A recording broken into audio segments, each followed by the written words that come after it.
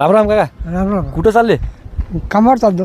शेतात चालले काय? हो, शेतामध्ये. बरं, एवढ्या सकाळी आता दिवसभर तिथंच राहणार शेतामध्ये? 4-4:30 वाजेपर्यंत. 7लाच चालले तुम्ही आता? हो. आणि भाकर सोबत घेतली? हो, डब्बा सोबत घेतला आहे. तिथं जाऊन जेवायचं मस्त, तिथं. दिवसभर काम करायचं. हो. वय किती आहे तुमचं? 76 चालू आहे. 76 वर्ष. हो.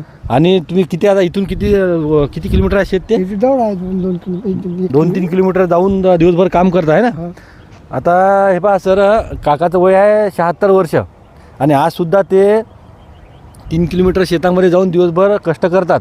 मित्रांनो, हे परिस्थितीचं आम्ही इथं सांगत नाही तुम्हाला की परिस्थितीमुळे काम करायचं, काम तर सगळ्याला करावंच लागते. पण आमचा हा उद्देश मित्रांनो फिटनेस. बघा, आता काकाचं 76 वर्ष वय आहे, काकाला चष्मा नाही लागला आणखी आहे ना काका? हां, चष्मा आहे खिशात बस भाऊ. आज तर दिवसभर लागत नाही मित्रांनो, आज कंडिशन अशी आहे. तर चष्मा जवळपास लहान मुलं आम्ही शाळेतल्या बघतो तर जवळपास बऱ्याच मुलांना चष्मा आहे. काकाचं वय 76 आहे, त्यांना जर वाचायचं असलं तरच त्यांना चष्मा घालावा लागतो, परंतु दैनंदिन काम करायला त्यांना चष्म्याची आवश्यकता नाही.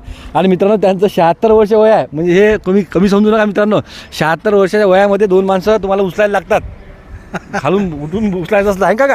पण आता तुमचं फक्त मेहनत आणि मेहनतीच्या जोरावर म्हणजे तुमची जे शरीराचा जे तुमचा हालचाल व्यायाम आहे याच्यामुळे 76व्या वर्षी तुम्ही सरळ उभे आहे. आणि बा फिटनेस बघा मित्रांनो, कष्टकरी माणूस म्हणजे कष्ट करा मित्रांनो, थोडा शरीराला तुमच्या कष्ट द्या. जरी तुम्हाला खाली बसायचा जर जॉब असला, एखाद्या खुर्चीवर बसून दिवसभर काम करायचं तर मित्रांनो सकाळी 5 वाजता उठा. काका आमचे 7 वाजता आता शेतामध्ये चालले, संध्याकाळी 7 वाजताच घरी येणार आहे. तर यांची प्रेरणा घ्या मित्रांनो, सकाळी लवकर उठा आणि फिट राहा.